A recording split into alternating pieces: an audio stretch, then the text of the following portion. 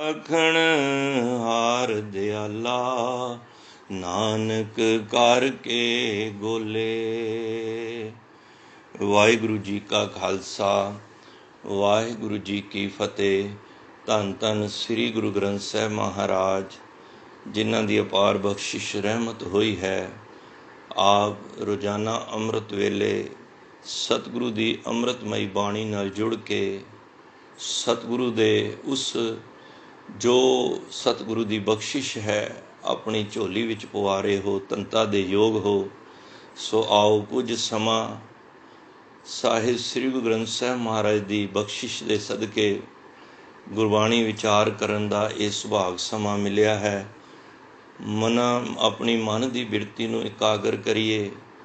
ਜੇ ਕਿੱਥੇ ਮਨ ਭੱਜ ਰਿਹਾ ਹੈ, ਆਵਾਜ਼ ਮਾਰੀਏ, ਮੇਰੇ ਮਨ ਪਰਦੇਸੀ ਵੇ ਪਿਆਰੇ, ਆਓ ਘਰੇ। ਸੋ ਗੁਰੂ ਮਹਾਰਾਜ ਬਖਸ਼ਿਸ਼ ਕਰਨ। ਸਾਰੀ ਸੰਗਤ ਸਤਿਕਾਰ, ਪਿਆਰ, ਸ਼ਰਧਾ ਮਨ ਦੇ ਨਾਲ ਕਹੋ, ਸਤਿਨਾਮ ਸ੍ਰੀ ਵਾਹਿਗੁਰੂ ਜੀਓ। ਸਗਲ ਸਰੀਰ ਆਵਤ ਸਭ ਕਾਮ, ਨੇਫਲ ਮਾਨੁਖ ਜਪੈ ਨਹੀਂ ਨਾਮ। ਮਿਰਤਕ ਦੇਹ ਸਾਧ ਸੰਗ ਬਿਹੁਨਾ, ਆਵਤ ਜਾਤ ਜੋਨੀ ਦੁਖ ਖੀਨਾ। ਸਾਹਿਬ ਸ੍ਰੀ ਗੁਰੂ ਅਰਜਨ ਦੇਵ ਮਹਾਰਾਜ ਜੀ ਦਾ ਇਹ ਸ਼ਬਦ ਹੈ। ਸ਼ਹੀਦਾਂ ਦੇ ਸਰਤਾਜ ਗੁਰੂ ਅਰਜਨ ਦੇਵ ਪਾਤਸ਼ਾਹ ਇਸ ਰਹਾਉ ਵਾਲੇ ਬੰਦ ਵਿੱਚ, ਜਿਹਦੇ ਵਿੱਚ ਤਤ ਸਾਰ ਸ਼ਬਦ ਦਾ ਕੇਂਦਰੀ ਭਾਵ ਇਸ ਸ਼ਬਦ ਦੇ ਵਿੱਚ ਹੁੰਦਾ ਹੈ। ਗੁਰੂ ਸਾਹਿਬ ਕਹਿੰਦੇ ਨੇ, ਮਿਰਤਕ ਦੇਹ ਸਾਧ ਸੰਗ ਬਿਹੁਨਾ। ਬਈ ਉਹ ਸਰੀਰ ਜਿਹੜੇ ਸਤ ਸੰਗਤ ਤੋਂ ਸਖਣੇ ਨੇ, ਬਿਹੁਨਾ ਹੁੰਦਾ ਵੀ ਸਖਣਾ, ਵਾਂਝੇ। ਜਿਹੜੇ ਸਰੀਰ ਸੰਸਾਰ ਵਿੱਚ ਆ ਕੇ ਉਸ ਪਰਮਾਤਮਾ ਦੀ, ਗੁਰੂ ਦੀ ਸੰਗਤ ਨਹੀਂ ਕਰਦੇ, ਉਸ ਜਾਨੋ ਇਸ ਤਰ੍ਹਾਂ ਕਿ ਹੈ ਤੇ ਦੇਖਣ ਵਿੱਚ ਸਰੀਰ ਨੇ, ਜੀਵ ਲੱਗਦੇ ਨੇ, ਦਰਅਸਲ ਉਹ ਮ੍ਰਿਤਕ ਨੇ। ਉਹ ਆਤਮਕ ਮੌਤ ਮਰੇ ਪਏ ਨੇ। ਮ੍ਰਿਤਕ ਦੇਹ, ਉਹਨਾਂ ਦੀ ਦੇਹ ਸਮਝੋ ਕਿ ਆਤਮਕ ਮੌਤ ਰਾਹੀਂ ਮਰੀ ਪਈ ਹੈ। ਆਵਤ ਜਾਤ ਜੋਨੀ ਦੁੱਖ ਖੀਨਾ, ਉਹਨਾਂ ਦਾ ਆਉਣ ਤੇ ਜਾਣ ਦਾ ਗੇੜਾ ਹੈ ਨਾ ਜਿਹੜਾ, ਉਹ ਲੱਗਿਆ ਰਹਿੰਦਾ ਹੈ। ਔਰ ਇਹਨਾਂ ਜੂਨਾਂ ਕਰਕੇ ਹੀ ਖੀਨਾ ਹੁੰਦਾ, ਕਮਜ਼ੋਰ। ਉਹਨਾਂ ਦੀ ਆਤਮਕ ਅਵਸਥਾ ਕਮਜ਼ੋਰ ਹੁੰਦੀ ਹੈ, ਡਿੱਗੇ ਰਹਿੰਦੇ ਨੇ। ਦੇਖੋ, ਇਸ ਸ਼ਬਦ ਦੇ ਵਿੱਚ ਗੁਰੂ ਸਾਹਿਬ ਸਤ ਸੰਗਤ ਦੀ ਜਿੱਥੇ ਵਡਿਆਈ ਕਰ ਰਹੇ ਨੇ, ਉੱਥੇ ਜਿਹੜੇ ਸੰਗਤ ਨਹੀਂ ਕਰਦੇ ਉਹਨਾਂ ਨੂੰ ਤਾੜਨਾ ਵੀ ਕਰ ਰਹੇ ਹਨ। ਆਮ ਤੌਰ 'ਤੇ ਅਸੀਂ ਕਹਿੰਦੇ ਹਾਂ ਕਿ ਸੰਗ ਤਾਰੇ ਤੇ ਕੁਸੰਭ ਡੋਬੇ। ਦੇਖੋ, ਚੰਗਾ ਸੰਗ ਮਿਲ ਜਾਏ ਨਾ ਤੇ ਬੱਚਾ ਤਰ ਜਾਂਦਾ ਹੈ। ਉਸੇ ਬੱਚੇ ਨੂੰ ਸੰਗਤ ਕੁਸੰਗਤ ਮਿਲ ਜਾਏ, ਭਾਵ ਮਾੜੀ ਸੰਗਤ ਮਿਲ ਜਾਏ, ਤੇ ਉਹ ਡੁੱਬ ਵੀ ਜਾਂਦਾ ਹੈ। ਜੇ ਅਸੀਂ ਧਿਆਨ ਨਾਲ ਸੰਗਤ ਦੇ ਅਰਥ ਅਸੀਂ ਜੇ ਸੰਧੀ ਵਿਛੇਦ ਕਰੀਏ ਨਾ, ਸੰਗ ਗਤੀ ਗਤ, ਮਹਾਰਾਜ ਕਹਿੰਦੇ ਨੇ ਉਹ ਸੰਗ ਕਰ ਜਿਹਦੇ ਨਾਲ ਤੇਰੀ ਗਤੀ ਹੋ ਜਾਏ, ਜਿਹਦੇ ਨਾਲ ਤੇਰੀ ਆਤਮਕ ਅਵਸਥਾ ਹੋ ਜਾਏ ਉੱਚੀ। ਦੇਖੋ, ਸੰਗਤ ਤੇ 10 ਬੰਦੇ ਖੜੇ ਨੇ, ਉਹ ਵੀ ਸੰਗਤ ਹੈ। ਪਰ ਦਰਅਸਲ ਸੰਗਤ ਉਹ ਹੈ, ਸਤ ਸੰਗਤ ਕੈਸੀ ਜਾਣੀਏ, ਜਿੱਥੇ ਏਕੋ ਨਾਮ ਵਖਾਣੀਏ। ਨਾਨਕ ਏਕੋ ਹੁਕਮ ਹੈ ਸਤਿਗੁਰ, ਨਾਨਕ ਸਤਿਗੁਰ ਦੀਆ ਬੁਝਾਏ ਜੀਓ। ਜਿੱਥੇ ਪਰਮਾਤਮਾ ਦੇ ਨਾਮ ਦੀ ਗੱਲ ਹੋ ਰਹੀ ਹੈ, ਏਕੋ ਨਾਮ ਹੁਕਮ ਹੈ। ਇਹ ਨਾਮ ਜਪਣਾ ਸਾਡੇ ਵਾਸਤੇ ਬੇਨਤੀ ਨਹੀਂ ਕੀਤੀ ਪਰ ਗੁਰੂ ਸਾਹਿਬ ਨੇ ਸਾਡੇ ਵਾਸਤੇ, ਬਈ ਬੇਨਤੀ ਇਹ ਨਾਮ ਜਪੋ ਨਹੀਂ, ਇੱਕੋ ਨਾਮ ਹੁਕਮ ਹੈ। ਇਹ ਸਾਡੇ ਵਾਸਤੇ ਹੁਕਮ ਹੈ, ਆਰਡਰ ਨੇ। ਨਾਨਕ ਸਤਿਗੁਰ ਦੀਆ ਬੁਝਾਏ ਜੀਓ। ਸੰਗਤ ਕੈਸੀ ਹੋਵੇ, ਸਤ ਸੰਗਤ ਕੈਸੀ ਜਾਣੀਏ, ਕਿਹੋ ਜਿਹੀ ਜਾਣੀਏ? ਜਿੱਥੇ ਨਾਮ ਦੀ ਗੱਲ ਹੋ ਰਹੀ ਹੋਵੇ, ਜਿੱਥੇ ਨਾਮ ਤੋਂ ਇਲਾਵਾ, ਪਰਮਾਤਮਾ ਦੇ ਇਲਾਵਾ ਹੋਰ ਕੋਈ ਗੱਲ ਨਾ ਹੋਵੇ, ਕਿਸੇ ਦੁਨਿਆਵੀ ਬੰਦੇ ਦੀ ਵਡਿਆਈ ਨਾ ਹੋ ਰਹੀ ਹੋਵੇ। ਤੋ ਜਿੱਥੇ ਸੰਗ ਮਹਾਰਾਜ ਨੇ ਚੰਗਾ ਸਾਨੂੰ ਲੋੜਨ ਦੀ ਇੱਕ ਗੱਲ ਕਹੀ ਹੈ, ਤਾਂ ਹੀ ਅਸੀਂ ਅਰਦਾਸ ਵਿੱਚ ਕਹਿੰਦੇ ਹਾਂ ਨਾ, ਸਹੀ ਪਿਆਰੇ ਮੇਲ ਜਿੰਨਾ ਮਿਲਿਆ ਤੇਰਾ ਨਾਮ ਚਿਤਾਵੇ। ਜਿੰਨਾ ਦਿਸੰਦੜੋਂ ਦੁਰਮਤ ਵੰਜੇ। ਦੇਖੋ, ਸਾਰੀਆਂ ਵਿਚਾਰਾਂ ਦੇ ਵਿੱਚ ਇਹੀ ਗੱਲ ਨਜ਼ਰ ਆਉਂਦੀ ਹੈ ਕਿ ਭੈੜੇ ਬੰਦੇ ਦਾ ਅਸੀਂ ਸੰਗ ਨਾ ਕਰੀਏ। ਮਿਰਤਕ ਦੇ ਸਾਧ ਸੰਗ ਬਿਹੂਨਾ। ਚੂਸ ਅਸੀਂ ਕਰਨਾ ਹੈ, ਕਿਹੜੀ ਸੰਗਤ ਅਸੀਂ ਕਰੀਏ ਤੇ ਕਿਹੜੀ ਨਾ ਕਰੀਏ। ਕਬੀਰ ਸਾਕਤ ਸੰਗ ਨਾ ਕੀਜੀਏ। ਸਾਕਤ ਜਿਹੜਾ ਰੱਬ ਤੋਂ ਟੁੱਟਿਆ ਹੋਇਆ ਹੈ, ਜਿਹਨੂੰ ਨਾਸਤਿਕ ਕਹਿੰਦੇ ਨੇ, ਜਿਹੜਾ ਕਦੀ ਨਾਮ ਨਹੀਂ ਜਪਦਾ।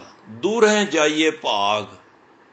ਕਬੀਰ ਜੀ ਕਹਿੰਦੇ ਨੇ, ਉਹਨੂੰ ਵੇਖ ਕੇ ਕੋਸ਼ਿਸ਼ ਕਰ, ਇੱਧਰ ਉੱਧਰ ਹੋ ਜਾ, ਉਹਦਾ ਕਿਤੇ ਸੰਗ ਨਾ ਕਰ ਲੈ।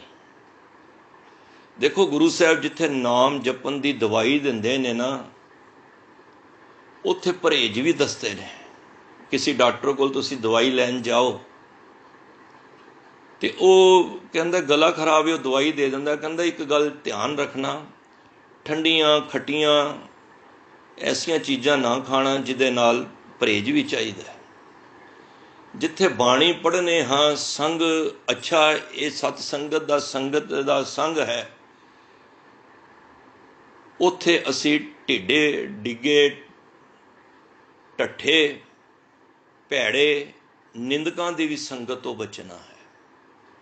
ਤੇ ਕਬੀਰ ਜੀ ਕਹਿੰਦੇ ਨੇ, ਦੂਰੋਂ ਜਾਈਏ ਭਾਗ। ਦੂਰੋਂ ਹੀ ਭੱਗ ਜਾ, ਵੇਖ ਕੇ ਕੋਸ਼ਿਸ਼ ਕਰ, ਉਹਨੂੰ ਵੇਖ ਕੇ ਕਹਿ ਦੇ ਮੈਨੂੰ ਕੋਈ ਕੰਮ ਯਾਦ ਆ ਗਿਆ। ਕੁਝ ਵੀ ਝੂਠ ਬੋਲਦੇ, ਭਾਵੇਂ ਉਹ ਝੂਠ ਜਾਇਜ਼, ਕਿਉਂਕਿ ਜਿਹਦੇ ਨਾਲ ਸਾਡਾ ਸੰਗ ਕੀਤਾ, ਸਾਡੇ ਕੀਤੇ ਹੋਏ ਚੰਗੇ ਕਰਮ ਸੜ ਨਾ ਜਾਣ। ਬਾਸਨ ਕਾਰੋ ਪਰਸੀਏ ਤੋ ਕਿਛ ਲਾਗੇ ਦਾਗ।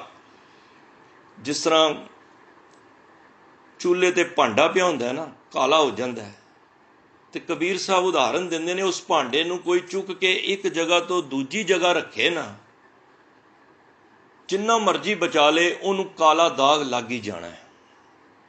ਇਹ ਸਿਰਫ ਸਮਝਾਉਣ ਦਾ ਢੰਗ ਹੈ ਕਿ ਜੇ ਅਸੀਂ ਮਾੜਿਆਂ ਦੀ ਸੰਗਤ ਕਰ ਲਈ ਨਾ, ਤੇ ਉਹਨਾਂ ਦਾ ਕੋਈ ਨਾ ਕੋਈ ਔਗਣ ਸਾਡੇ ਵਿੱਚ ਆ ਜਾਏਗਾ ਔਰ ਸਾਡੇ ਗੁਣਾਂ ਨੂੰ ਨਾਸ਼ ਕਰਨ ਦਾ ਕਾਰਨ ਬਣ ਜਾਏਗਾ। ਤੇ ਕਹਿੰਦੇ ਨੇ, ਕਬੀਰ ਸੰਗਤ ਕਰੀਏ ਸਾਧ ਕੀ। ਦੇਖੋ ਅਗਲਾ ਸਲੋਕ, ਕਬੀਰ ਸੰਗਤ ਕਰੀਏ ਸਾਧ ਕੀ, ਅੰਤ ਕਰੇ ਨਿਰਵਾਹ। ਸਾਕਤ ਸੰਗ ਨਾ ਕੀਜੀਏ ਜਾਤੇ ਹੋਏ ਬਿਨਾ। ਦੇਖੋ, ਕਬੀਰ ਸਾਹਿਬ ਕਹਿੰਦੇ, ਜੇ ਸੰਗਤ ਕਰਨੀ ਹੈ ਸਾਧ ਦੀ ਕਰੋ। ਸੰਗਤ ਹੀ ਕਰਨੀ ਹੈ ਨਾ, ਚੰਗਿਆਂ ਦੇ ਨਾਲ ਬੈਠੋ, ਚੰਗੇ ਵਿਚਾਰ ਸੁਣੋਗੇ, ਚੰਗੇ ਵਿਚਾਰ ਬੋਲੋਗੇ। ਅੰਤ ਕਰੇ ਨਿਰਵਾਹ। ਉਹ ਅੰਤ ਸਮੇਂ ਤੱਕ ਤੇਰੀ ਉਹ ਪਰਮਾਤਮਾ ਦੇ ਨਾਲ ਤੇਰਾ ਸੰਬੰਧ ਬਣਿਆ ਰਹੇਗਾ। ਐਸੀ ਸੰਗਤ ਕਰ। ਸਾਕਤ ਸੰਗ ਨਾ ਕੀਜੀਏ ਜਾਤੇ ਹੋਏ ਬਿਨਾ। ਜੇ ਸਾਕਤ ਦਾ ਸੰਗ ਨਾ ਕਰ ਭਾਈ, ਜਿਹਦੇ ਨਾਲ ਤੂੰ ਨਾਸ਼ ਹੋ ਜਾਏਗਾ, ਤੇਰੀ ਇਹ ਜੀਵਨ ਦੀ ਜਿਹੜੀ ਬਾਜੀ ਹੈ, ਤੂੰ ਹਾਰ ਕੇ ਚਲਾ ਜਾਏਗਾ। ਤੋ ਇੱਥੋਂ ਤੱਕ ਮਾਰੇ ਕਹਿੰਦੇ ਨੇ, ਕਬੀਰ ਸਾਧੂ ਕੀ ਸੰਗਤ ਰਹੋ। ਦੇਖੋ ਕਬੀਰ ਸਾਹਿਬ ਦਾ ਸ਼ਲੋਕ, ਮਿਰਤਕ ਦੇ ਸਾਧ ਸੰਗ ਵੀ ਹੁਨਾ। ਕਬੀਰ ਸਾਧੂ ਕੀ ਸੰਗਤ ਰਹੋ, ਜੋ ਕੀ ਭੂਸੀ ਖਾਓ। ਉਹ ਕਹਿੰਦੇ ਨੇ, ਕਬੀਰ ਸਾਹਿਬ ਕਹਿੰਦੇ ਨੇ, ਸੰਗਤ ਸਾਧ ਦੀ ਨਾ ਛੱਡੀ ਕਦੀ ਵੀ ਜ਼ਿੰਦਗੀ ਦੇ ਵਿੱਚ। ਕਿਉਂ? ਜੌ ਕੀ ਭੂਸੀ ਖਾਓ। ਭਾਵੇਂ ਤੁਹਾਨੂੰ ਜੌਂ ਦੀ ਭੂਸੀ ਵੀ ਖਾਣੀ ਪਏ ਨਾ, ਜੌਂ ਦੀ, ਭਾਵ ਕਿ ਤੇਰੇ ਕਦੀ ਮਾੜੇ ਦਿਨ ਵੀ ਆ ਜਾਣ, ਸੰਗਤ ਕਰਦੇ ਤੈਨੂੰ ਅਕਸਰ ਕਈ ਕਹਿ ਵੀ ਦਿੰਦੇ ਨੇ, ਇਤਨੇ ਸਮੇਂ ਤੋਂ ਤੂੰ ਗੁਰਦੁਆਰੇ ਜਾ ਰਹੇ ਹੈ, इतनी बाणी पढ़ रहे हैं, तेरे वर्गियां ते दुख आ गए ने, तैनू असी वेख, असी बाणी नहीं पढ़ते, संगत नहीं करते, गुरु साहब के द्वारे नहीं जाते, देखो असी किन्ने मौजां विच हां, कह दिंदे ना कई वारी। तो बंदा सोचदा मैं तो रोज़ सवेरे उठ के नाम जपना वा, सवेरे गुरु का नाम जपना, मैं किसी का माड़ा नहीं करता, तो फिर मेरे नाल इहो जी हालत क्यों है। तो कबीर साहब इस नूं गवाही देंदे ने, कबीर साधु की संगत रहो, जो की भूसी खाओ, होनहार सो होए है, साकत संग ना जाओ। कहते ने काम काज ढिला भी हो गया है ना, जे शरीरिक हालत भी थोड़ी ढिली है ना, तो कोशिश कर संगत ना छड्ड, क्योंकि जे संगत साधु दी छोड़ के साकत दी कर लई, ते फिर कहते ने फिर होनहार होए है, साकत संग ना जाओ, फिर तो पता नहीं की हो जाना है। होनहार सो होए है, तो कबीर साहब जिते संगत साधु की कर कहन वास्ते कह रहे ने, उत्थे साकतां तो भी सानू गुरेज किया बई उन्हां दा संग ना करो। वो भैन दूजी भैन सहेली दे नाल गल ना करे जिहड़ी बैठदियां किसी दूजे भैन की निंदा कर रही होवे। देखो पापी कोई भी हुंदा है, जिहड़ा पाप नूं सहन करन वाला भी पापी है, सुनन वाला भी पापी है। मरदाना जी ने जद विचार हुई गुरु नानक पातशाह दे नाल,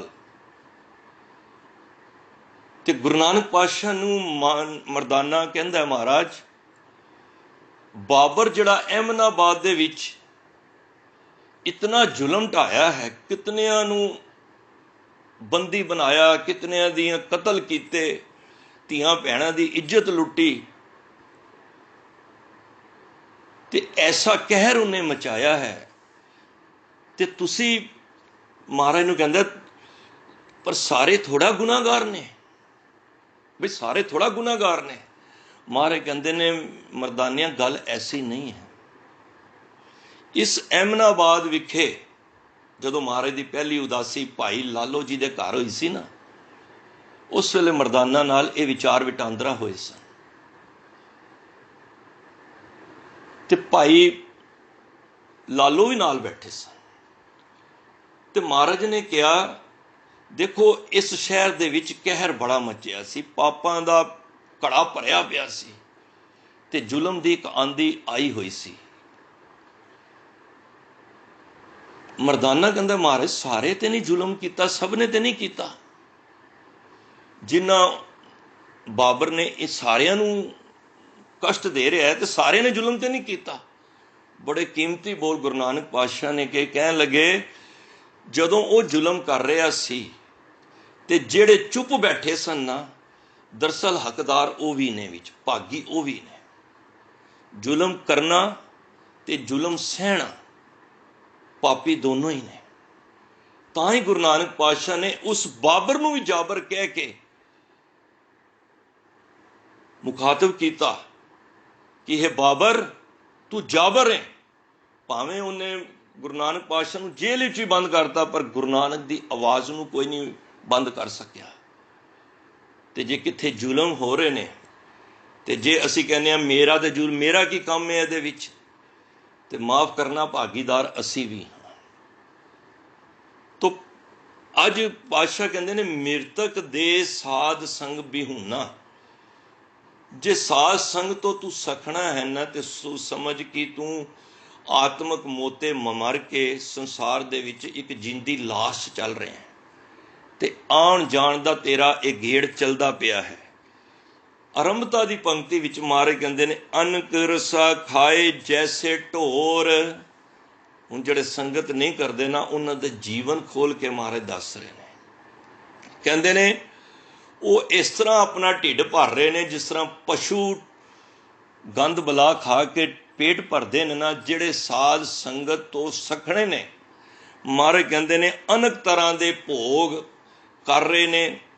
मोह की जेवरी बांधियो चोर। इस तरह जानियो कि स्वादले पारक खुराक खांदे होए चोरां वांग, जिस तरह चोर नूं डर रहिंदा ना, मोह की रस्सी च फसे हुए ने, ਉਹਨਾਂ ਨੂੰ ਨਹੀਂ ਪਤਾ ਲੱਗ ਰਿਹਾ। ਮਿਰਤਕ ਦੇ ਸਾਧ ਸੰਗ ਬਿਹੂਨਾ, ਉਹਨਾਂ ਦੀ ਮਿਰਤਕ ਦੇਹ ਹੈ ਜਿਹੜੇ ਸਖਣੇ ਨੇ ਸੰਗਤ ਤੋਂ।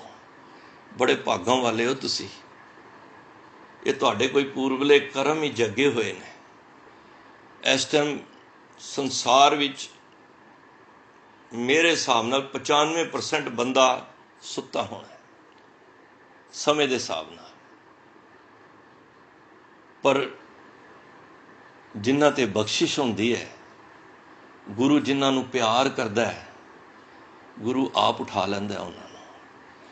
ਤੇ ਮਹਾਰਾਜ ਕਹਿੰਦੇ ਨੇ ਅਨਕ ਬਸਤਰ ਸੁੰਦਰ ਪਹਿਰਾਇਆ। ਜਿਹੜੇ ਸਾਧ ਸੰਗਤ ਨਹੀਂ ਕਰਦੇ ਨਾ, ਬੜੇ ਸੁੰਦਰ ਸੁੰਦਰ ਕਹਿੰਦੇ ਨੇ ਜਿਹੜੇ ਵਸਤਰ ਪਾਉਂਦੇ ਨੇ, ਜਿਹੜੇ ਨਾਮ ਤੋਂ ਸਖਣੇ ਨੇ। ਜਿਉਂ ਡਰਨਾ ਖੇਤ ਮਾਹੇ ਡਰਾਇਆ, ਕਹਿੰਦੇ ਨੇ ਉਹ ਇਸ ਤਰ੍ਹਾਂ ਨੇ ਜਿਸ ਤਰ੍ਹਾਂ ਗਰੀਬਾਂ ਨੂੰ ਡਰਾਉਣ ਵਾਸਤੇ ਨਾ ਬਈ ਬੜੀ ਆਪਣੀ ਧੌਂਸ ਜਮਾਉਣ ਵਾਸਤੇ ਸੋਹਣੇ ਸੁੰਦਰ ਕੱਪੜੇ ਪਾਉਂਦੇ ਨੇ। ਬਈ ਕਾਹਦੇ ਵਾਸਤੇ? ਜਿਹੜੇ ਸਾਡੇ ਤੋਂ ਨੀਵੇਂ ਬੰਦੇ ਨੇ ਉਹ ਦੇਖ ਕੇ ਡਰਨਗੇ। ਤੇ ਪਾਤਸ਼ਾਹ ਨੇ ਉਦਾਹਰਨ ਦਿੱਤਾ, ਕਹਿੰਦੇ ਨੇ ਇਸ ਤਰ੍ਹਾਂ ਡਰਾਉਂਦੇ ਨੇ ਜਿਸ ਤਰ੍ਹਾਂ ਖੇਤਾਂ ਦੇ ਵਿੱਚ ਤੁਸੀਂ ਦੇਖੋ ਇੱਕ ਨਾ ਉਹਨਾਂ ਨੇ ਪੁਤਲਾ ਜਿਹਾ ਬਣਾ ਕੇ ਰੱਖਿਆ ਹੁੰਦਾ ਹੈ ਕੱਪੜੇ ਦਾ, ਉਹਦੇ ਹੱਥ ਇੰਝ ਕੀਤੇ ਹੁੰਦੇ ਨੇ ਬਈ ਇਸ ਤਰ੍ਹਾਂ ਕੋਈ ਪੁਤਲਾ ਹੈ ਤੇ ਜਿਹੜਾ ਕੋਈ ਜਾਨਵਰ ਜੋ ਉਹਨਾਂ ਨੇ ਖੇਤੀ ਬੋਈ ਹੈ ਉਹਦਾ ਨੁਕਸਾਨ ਨਾ ਕਰਦੇ। ਕਹਿੰਦੇ ਨੇ ਦਰਅਸਲ ਉਹਨਾਂ ਦੀ ਹਾਲਤ ਉਵੇਂ ਹੀ ਇੱਕ ਮੁਰਦੇ ਦੇ ਸਮਾਨ, ਭਾਵੇਂ ਉਹਨੇ ਕੱਪੜੇ ਅੱਛੇ ਪਾਏ ਨੇ, ਪਰ ਦਰਅਸਲ ਜਿਉਂ ਡਰਨਾ ਖੇਤ ਮਾਏ ਡਰਾਇਆ, ਸਗਲ ਸਰੀਰ ਆਵਤ ਸਭ ਕਾਮ। ਕਹਿੰਦੇ ਨੇ ਦੇਖੋ ਮਨੁੱਖ ਤੋਂ ਇਲਾਵਾ ਹਰ ਇੱਕ ਪਸ਼ੂ ਦਾ ਸਰੀਰ ਕੰਮ ਆਉਂਦਾ ਹੈ ਕਿਸੇ ਨਾ ਕਿਸੇ ਕੰਮ ਵਿੱਚ, ਪਰ ਜਿਹੜੇ ਨਾਮ ਤੋਂ ਸਖਣੇ ਨੇ, ਨੇਫਲ ਮਾਨੁਕ ਜਪੈ ਨਹੀਂ ਨਾਮ, ਉਹਨਾਂ ਦਾ ਸਰੀਰ ਕਿੱਥੇ ਕੰਮ ਨਹੀਂ ਆਉਂਦਾ। ਜਿਹੜੇ ਨਾਮ ਤੋਂ ਸਖਣੇ ਹੋ ਕੇ ਇਸ ਸੰਸਾਰ ਵਿੱਚੋਂ ਚਲੇ ਜਾਂਦੇ ਨੇ। ਤਾਂ ਪਾਤਸ਼ਾਹ ਕਹਿੰਦੇ ਕੋ ਨਾਨਕ ਜਾਂ ਕੋ ਭਏ ਦਿਆਲਾ, ਜਿਹਦੇ ਉੱਤੇ ਗੁਰੂ ਸਾਹਿਬ ਦਿਆਲ ਹੋ ਜਾਂਦੇ ਨੇ। ਦੇਖੋ ਗੁਰੂ ਸਾਹਿਬ ਤੁਹਾਡੇ ਤੇ ਖੁਸ਼ ਹੁੰਦੇ ਨੇ ਨਾ, ਤੇ ਤੁਹਾਨੂੰ ਸੰਗਤ ਵਿੱਚ ਭੇਜ ਦਿੰਦੇ ਨੇ। ਜਦੋਂ ਗੁਰੂ ਦੀ ਖੁਸ਼ੀ ਸਮਝੋ ਕਿਹਦੇ ਵਿੱਚ ਹੈ? ਜਦੋਂ ਤੁਸੀਂ ਸੰਗਤ ਵਿੱਚ ਬੈਠ ਕੇ ਜਪਦੇ ਹੋ ਸਤਨਾਮ ਸ੍ਰੀ ਵਾਹਿਗੁਰੂ, ਸਮਝੋ ਕਿ ਗੁਰੂ ਤੁਹਾਡੇ ਤੇ ਖੁਸ਼ ਹੋ ਗਿਆ। ਅੱਜ ਉਸ ਸਵੇਰ ਨੂੰ ਹੰਕਾਰ ਵਿੱਚ ਨਹੀਂ, ਉਸ ਸਵੇਰ ਨੂੰ ਗੁਰੂ ਦਾ ਤਰਸ ਜਾਣ ਕੇ ਗੁਰੂ ਦੇ ਸ਼ੁਕਰਾਨੇ ਵਿੱਚ ਜੁੜੀਏ। ਤੋ ਸਾਧ ਸੰਗ ਮਿਲ ਭਜੇ ਗੋਪਾਲਾ। ਇੱਥੇ ਗੋਪਾਲਾ ਦੇਖੋ, ਗੱਗੇ ਨੂੰ ਹੋੜਾ ਵੀ ਹੈ ਤੇ ਔਂਕੜ ਵੀ ਹੈ। ਹੁਣ ਹੋੜਾ ਵੀ ਆ ਜਾਏ ਗੱਗੇ ਨੂੰ ਤੇ ਔਂਕੜ ਵੀ ਆ ਜਾਏ ਤੇ ਉੱਥੇ ਗੋਪਾਲਾ ਪੜ੍ਹਨਾ। ਜਿਸ ਤਰ੍ਹਾਂ ਸੁਖਮਨੀ ਸਾਹਿਬ ਵਿੱਚ ਆਉਂਦਾ ਹੈ ਟੂਟੀ ਗਾਰਡਨ ਹਾਰ, ਅਕਸਰ ਅਸੀਂ ਪੜ੍ਹ ਜਾਂਦੇ ਹਾਂ ਗੋਪਾਲ। ਨਹੀਂ ਸਾਧ ਸੰਗਤ, ਗੋਪਾਲ ਨਹੀਂ ਹੈ, ਉੱਥੇ ਗੋਪਾਲ ਪੜ੍ਹਨਾ ਹੈ। ਤੁਸੀਂ ਸਾਹਿਬ ਸਿੰਘ ਜੀ ਦਾ ਵੀ ਟੀਕਾ ਪੜ੍ਹੋ, ਜਿੱਥੇ ਇੱਕ ਅੱਖਰ ਦੇ ਉੱਤੇ ਹੋੜਾ ਆ ਜਾਏ, ਥੱਲੇ ਔਂਕੜ ਆ ਜਾਏ, ਤੇ ਥੱਲੇ ਦੀ ਅੱਖਰ ਅਸੀਂ ਬੋਲਣਾ ਹੈ ਵਿਆਕਰਨ ਅਨੁਸਾਰ। ਟੂਟੀ ਗਾਰਡਨ ਹਾਰ ਗੋਪਾਲ।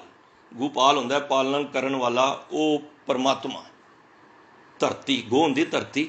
ਤਾਂ ਪਾਤਸ਼ਾਹ ਕਹਿੰਦੇ ਸਾਧ ਸੰਗ ਮਿਲ ਭਜੇ ਗੋਪਾਲਾ, ਜਿਹਦੇ ਉੱਤੇ ਉਹ ਦਿਆਲ ਹੋ ਜਾਂਦਾ ਹੈ ਨਾ, ਤੇ ਉਹਨੂੰ ਸਤ ਸੰਗਤ ਵਿੱਚ ਨਾਮ ਜਪਣ ਵਾਸਤੇ ਭੇਜ ਦਿੰਦਾ ਹੈ। ਇਹ ਗੁਰੂ ਦਾ ਤਰਸ ਹੁੰਦਾ ਸਾਡੇ ਤੇ। ਹਰ ਇੱਕ ਨੂੰ ਨਹੀਂ ਉਠਾਉਂਦਾ ਜੇ, ਸਭ ਨੂੰ ਆਲਸ ਦੀ ਗੋਲੀ ਦੇ ਕੇ ਸਵਾ ਦਿੰਦਾ ਹੈ ਮੇਰੇ ਸਮੇਤ। ਪਰ ਜਿਨ੍ਹਾਂ ਤੇ ਕਿਰਪਾ ਹੋ ਜਾਂਦੀ ਹੈ ਉਹ ਕੀ ਕਰਦੇ ਨੇ? ਉਹ ਸੰਗਤ ਵਿੱਚ ਆ ਜਾਂਦੇ ਨੇ। ਜਿੱਥੇ ਸੰਗ ਕਰਦੇ ਨੇ, ਦੇਖੋ ਦੋ ਤਰ੍ਹਾਂ ਦੇ ਸੰਗ ਨੇ, ਇੱਕ ਸੰਗਤ ਤੇ ਇੱਕ ਕੁਸੰਗਤ। ਸੰਗਤ ਵਿੱਚ ਜਾਵਾਂਗੇ ਸਾਡੇ ਭਾਗ ਜਾਗਣਗੇ, ਸਾਡੇ ਅੰਦਰ ਆਤਮਿਕ ਅਵਸਥਾ ਉੱਚੀ ਹੋਏਗੀ। ਕੁਸੰਗਤ ਵਿੱਚ ਜਾਵਾਂਗੇ ਕੀ ਹੋਏਗਾ? ਸਾਡੀ ਸੋਚ ਮਾੜੀ ਹੋਏਗੀ, ਸਾਡੇ ਕਰਮ ਸੜਨਗੇ। ਮੈਂ ਇੱਥੋਂ ਤੱਕ ਮਹਾਂਪੁਰਖਾਂ ਕੋਲ ਸੁਣ ਰਿਹਾ ਸੀ, ਕਹਿੰਦੇ ਨੇ ਜੇ ਤੁਸੀਂ ਇੱਕ ਅਸ਼ਲੀਲ ਫਿਲਮ ਦੇਖ ਲਈ ਨਾ, ਕੋਈ ਮਾੜਾ ਕੋਈ ਨਾਟਕ ਦੇਖ ਲਿਆ, ਤੁਸੀਂ ਕਿੰਨੇ ਸੁਖਮਨੀ ਸਾਹਿਬ ਪਾਠ ਦਾ ਫਲ ਗਵਾ ਦਿੰਦੇ ਹੋ। ਜਿੱਥੇ ਸੰਗ ਕਰੋ देखो भाई गुरदास जी वेद व्यास गुरमत के फिलासफर, जिन्हां दी बाणी धन गुरु रामदास पातशाह जी के दर ते भी गाई जाती है, जिन्हां नूं बाणी की कुंजी भी कहा है, तो उन्होंने बड़े सुंदर 3 उदाहरण दिते हैं। कहते ने देखो, काहू दशा के पवन गमन के बरखा है, दशा के पवन पावन बादर बिलात है। देखो 2 तरह की हवा है। एक हवा भाई गुरदास जी कहते हैं जिहड़ी हवा चलती है ना उहदे नाल बरखा हो जाती है। एक हवा ऐसी है काहू दशा के पवन बादर बिलात है। एक हवा ऐसी होंदी है जिहड़ी बदरां नूं उड़ा के लै जाती है, जिहड़ी असीं सोचने आ बारिश होनी सी, होई नहीं, वो दरअसल वो हवा उड़ा के लै गई। है हवा ही है। एक हवा ने बारिश कर दी, एक हवा ने वो बदल उड़ा दिते, बारिश खत्म कर दी। ये पहला उदाहरण दिता है। दूजा उदाहरण, काहू जलपान किए रहत अरोग देही, काहू जलपान व्यापे बिरथा बिलात है। कहते ने है पानी है, किसी जगह का पानी पियो ना तो शरीर अरोग हो जाता है। भाव कई जगह तो तुसी देखो, इधर पंजाब साइड चले जाओ, जम्मू कश्मीर चले जाओ, अगे पाकिस्तान वाल सारा पंजाब ही सी, किन्ना पानी च तो उसकी तसीर किन्नी है, परमात्मा का ही पानी है। पर कई जगह का पानी ऐसा है कि सानू रोगी बना देता है पानी है। इस सानू उदाहरण दे के कह रहे हैं। देखो कई कंट्रियां च अज भी पानी नहीं है, जे हैगा पानी तो वो ऐसा जहर वाला पानी है पानी है। तो भाई गुरदास जी कहते हैं काहू जलपान किए रहत अरोग देही, काहू जलपान व्यापे बिरथा बिलात है। तीजी उदाहरण देंदे ने अग दी। देखो एक अग ऐसी है जिहड़ी सानू सुख भी देंदी है। घरां दे विच चुल्हे बलदे ने ना, ते साडी पाकसाल दा काम करदी है, किचन दा। असी साड़ियां भैणां मातावां बच्चियां ਉਹਦੇ ਨਾਲ किन्ने तरह के पकवान बनांदियां ने, है तो अग है ना। ते भाई गुरदास जी कहते हैं काहू ग्रह की अगन पाक साक सिद्ध करे। वो चंगे काम करती है, सानू सुख देंदी है तो अग है ना, पर सानू सुख देंदी है। हुण अग नहीं होएगी, असी नाश्ता हुण किवें करोगे? हुण इस तो बाद तुसी नाश्ता करना है तो पहला तुसी जी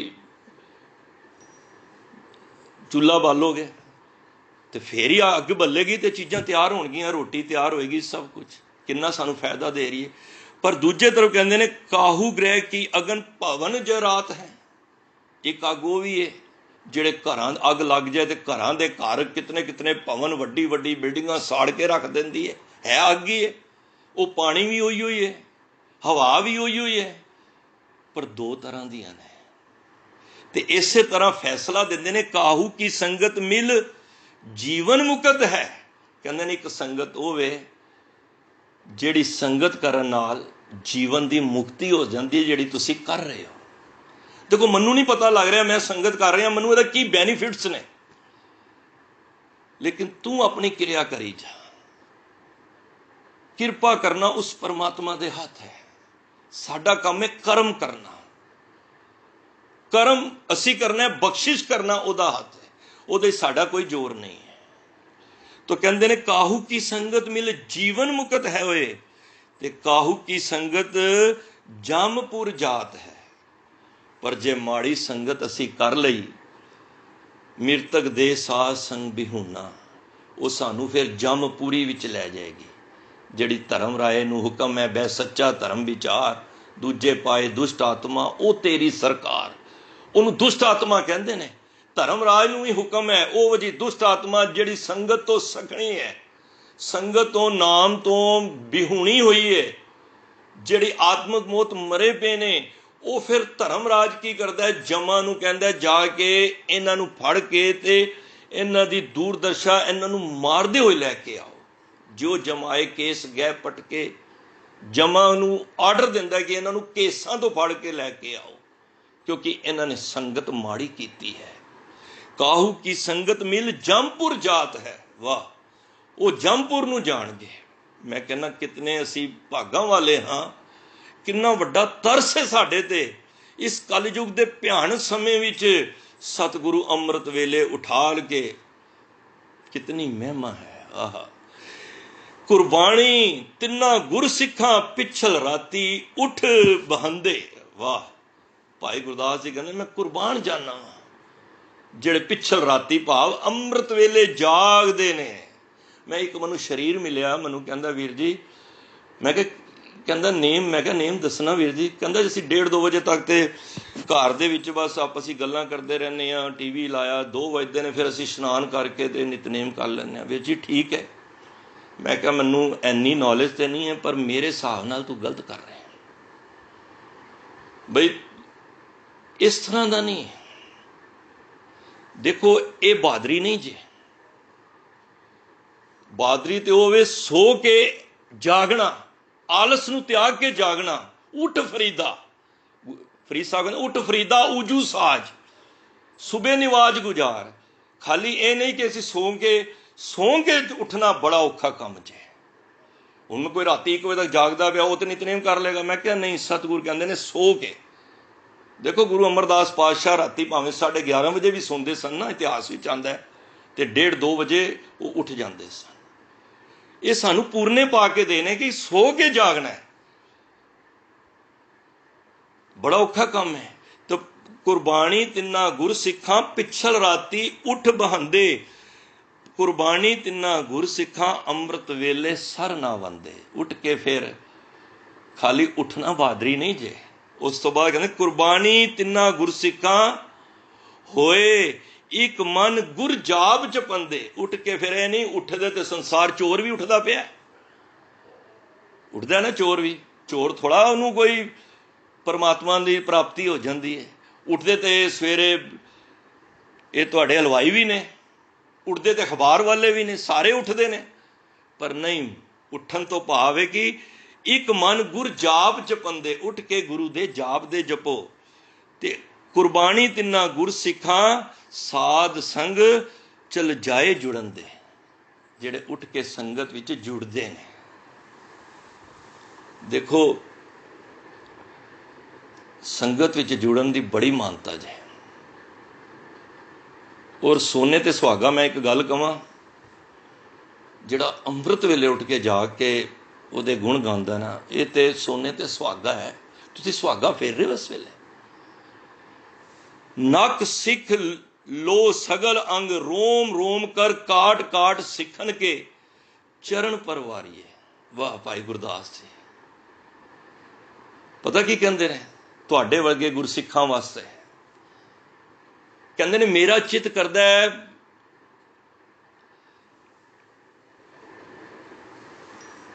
ਕਿ ਮੇਰੀ ਜਿਹੜੀ ਦੇਹ ਹੈ ਨਾ,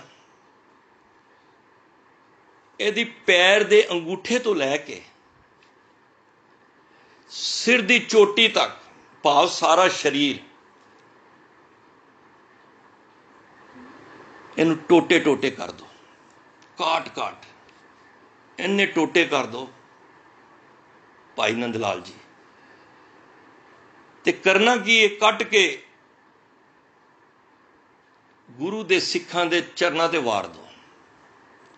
ਅਗਨ ਜਲਾਏ ਫੁਨ ਪੀਸਨ ਪਿਸਾਏ, ਤਾਹੇ ਲੈ ਉਡੇ ਪਵਨ ਹੋਏ ਅਨਕ ਪ੍ਰਕਾਰੀਏ। ਵਾਹ, ਕਹਿੰਦੇ ਨੇ ਇਹਨਾਂ ਦੇ ਟੁਕੜੇ ਕਰਕੇ ਨਾ ਇਹਨਾਂ ਨੂੰ ਅੱਗ ਵਿੱਚ ਪਾ ਦਿਓ, ਮੇਰੇ ਸਰੀਰ ਨੂੰ। ਔਰ ਇਸ ਅੱਗ ਵਿੱਚ ਪਾਉਣ ਤੋਂ ਬਾਅਦ ਇਹਦੀ ਜਿਹੜੀ ਰਾਖ ਹੈ ਨਾ, ਇਹਨੂੰ ਚੱਕੀ ਵਿੱਚ ਪੀਸ ਲਓ। ਦੇਖੋ ਅੰਮ੍ਰਿਤ ਵੇਲੇ ਦੀ ਵਡਿਆਈ। ਚੱਕੀ ਵਿੱਚ ਪੀਸਣ ਤੋਂ ਬਾਅਦ ਜਿਹੜੀ ਰਾਖ ਹੋਏਗੀ ਨਾ, ਚੂਰਾ ਬਣ ਜਾਏਗੀ ਨਾ, ਪਾਊਡਰ ਬਣ ਜਾਏਗਾ। ਇਹਨੂੰ ਗੁਰੂ ਸਾਹਿਬ ਉਸ ਜਗ੍ਹਾ ਤੇ ਉਡਾ ਦੇਣਾ, ਉਸ ਦਿਸ਼ਾਵਾਂ ਵਿੱਚ ਉਡਾ ਦੇਣਾ। ਜਤ ਕਤ ਸਿੱਖ ਪੱਗ ਧਰੈ ਗੁਰਪੰਥ ਪਰਾਤ। ਉਹ ਹਵਾ ਨੂੰ ਕਹਿਣਾ, ਹਵਾ ਤੂੰ ਇਸ ਪਾਊਡਰ ਨੂੰ, ਇਸ ਮੇਰੀ ਰਾਖ ਨੂੰ ਉਸ ਤਰ੍ਹਾਂ ਉਡਾਓ ਜਦੋਂ ਮੇਰਾ ਗੁਰਸਿੱਖ ਅੰਮ੍ਰਿਤ ਵੇਲੇ ਜਾ ਕੇ ਗੁਰੂ ਦੇ ਪੰਥ, ਗੁਰੂ ਦੇ ਰਸਤੇ ਤੇ ਜਾ ਰਿਹਾ ਹੋਵੇ, ਉਸ ਰਸਤੇ ਵਿੱਚ ਮੇਰੀ ਇਹ ਰਾਖ ਉੱਥੇ ਮੇਰੀ ਪੈਰਾਂ ਦੇ ਵਿੱਚ ਸੁੱਟ ਦੇਣਾ। ਤਾਹੂ ਤਾਹੂ ਮਾਰਗ में ਭਸਮ ਕੇ ਡਾਰੀਏ। ਜਿੱਥੇ ਜਿੱਥੇ ਮੇਰੇ ਤੁਹਾਡੇ ਪਿਆਰ ਵਾਲੇ ਗੁਰਸਿੱਖ ਅੰਮ੍ਰਿਤ ਵੇਲੇ ਜਾਗ ਕੇ ਗੁਰੂ ਦੀ ਬਾਣੀ ਪੜ੍ਹਦੇ ਹੋਏ, ਮੈਂ ਅਕਸਰ ਕਹਿੰਦਾ ਜਦੋਂ ਅਸੀਂ ਗੁਰੂਦੁਆਰੇ ਜਾਂਦੇ ਹਾਂ ਨਾ, ਮਤ ਸੋਚੋ ਤੁਸੀਂ ਬੰਗਲਾ ਸਾਹਿਬ ਜਾ ਰਹੇ ਹੋ ਤੇ ਬੰਗਲਾ ਸਾਹਿਬ ਜਾ ਕੇ ਸਾਡੀ ਹਾਜ਼ਰੀ ਲੱਗਣੀ ਹੈ, ਨਹੀਂ। ਜਦੋਂ ਤੁਹਾਡੇ ਅੰਤਰ ਧਿਆਨ ਹੋ ਕੇ ਖਿਆਲ ਵੀ ਆ ਗਿਆ ਨਾ ਕਿ ਮੈਂ ਹੁਣ ਗੁਰੂ ਦੇ ਦੁਆਰੇ ਜਾਣਾ ਹੈ, ਉਸ ਵੇਲੇ ਹੀ ਤੁਹਾਡਾ ਮੀਟਰ ਡਾਊਨ ਹੋ ਜਾਣਾ ਹੈ ਪਰਮਾਤਮਾ ਦੇ ਘਰ ਦਾ।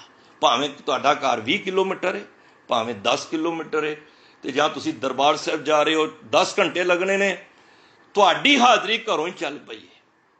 ਬੇਸ਼ਰਤ ਘਰੋਂ ਨਾਮ ਜਪਦੇ ਚੱਲ ਪਓ।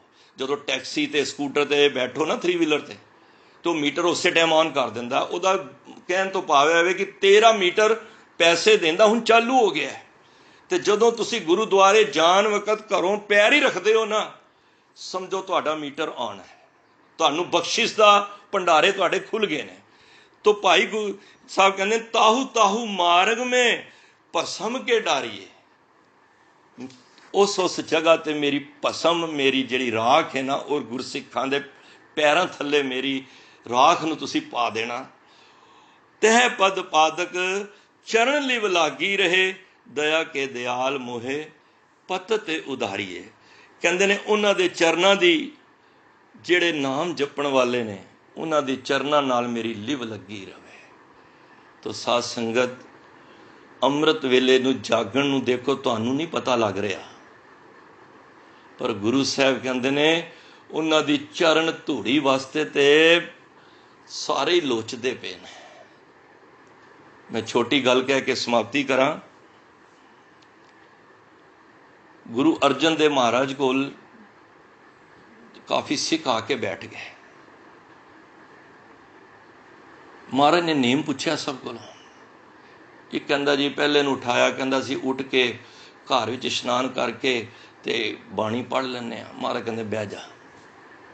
दूजे नूं पुछया, कहंदा जी असी उठ के ना एकांत जगह ते चले जाने, उत्थे नितनेम करने। महाराज कहंदे बह जा। तीजे नूं पुछया, कहन लगा महाराज असी पहला सवेरे 2:30 बजे उठ के जिन्ने भी महल्ले दे विच बच्चे ने, बजुर्ग ने, सब नूं घरां दे विच होका दे के आने कि भाई अमृत वेला हो गया, जागो। ते जाके इशनान करके एक चौपाल है, बड़ा सारा चौपाल हुंदा है पिंडां विच, उत्थे असी जाके फिर इशनान करके सब उत्थे बह जाने आ। फिर संगत रूप विच ना असी फिर नितनेम करने आ, प्रभु दे गुण गाने आ। ते गुरु अर्जन देव महाराज उस सिख नूं पता की कहंदे ने, तू 2 कदम पिछे हो जा। पिछे हो गया। संगत हैरान है, बई सारिਆਂ ਨੂੰ बिठा रहे, ਇਹਨਾਂ ਨੂੰ पिछे ही कर दिता, 2 कदम पिछे हो जा। ਇਹਦਾ नेम सुनिया। गुरु अर्जन देव महाराज आप सिंघासन तो उठ के ते उस सिख दी चरण धूड़ी लैन वास्ते गए। जन नानक धूड़ मंगे तिस गुर सिख की, जो आप जप है अवरह नाम जपावे। महाराज कहंदे ने जेड़ा आप जपदा है ते दूजियां नूं जपन दी प्रेरणा करदा है, मैं उन्हां दी चरण धूड़ी लैना चाहना। देखो कितनी कीमती गल गुरु अर्जन देव महाराज ने कही। जेड़े सवेरे अमृत वेले जाग के संगत रूप विच संगत करते हैं, अज कई ऐसे ने भी नितनेम करना की जरूरी है, ये करना की जरूरी है। पर साध संगत, मैं एक गल कहां, 2 मिनट मैं आप जी दे होर लांगा। कुदरती गल सामने आई है, यह उन्हां वास्ते भी एक चपेट है। गुरु गोबिंद सिंह महाराज को बड़े सिख आए, कहते महाराज बाणी पढ़ने, बाणी पढ़ने का फायदा की है? रोज़ उही जपजी साहब, उही जाप साहब, रोज़ नितनेम करने, रोज़ संगत करने, बाणी का कुछ फायदा भी है? तो हले विचारां हो रहे सन। ते नारद मुनि कोई साधु सी आ गया गुरु साहब को। उन्हें ना हुम्मा पंछी, हाँ एक हुम्मा पंछी होंदा है, ਉਹਦੇ ना 4-5 पर जिस तरह पंख ना गुरु साहब ਦੇ भेटा कीते गुरु गोबिंद सिंह महाराज ने। वो दे के चला गया ते महाराज ने उन्होंने पंखां नूं पक्षी नाल बन के ना उड़ा दिते। ते वे संगत कहती महाराज तुहाडे कोल सवाल पूछया ते तुसी, महाराज ने कहा नहीं समझ आई। कहते नहीं। महाराज ने तीर लैके ना वो जिहड़े पंख सी ना वाहिगुरू वो तीरां दे नाल आसमान ते उत्ते चढ़ाए, 1 2 3 जिन्ने उन्हें पंख दिते सारे चढ़ा दिते। हुण सिखां नूं कहंदे जा लैके आओ।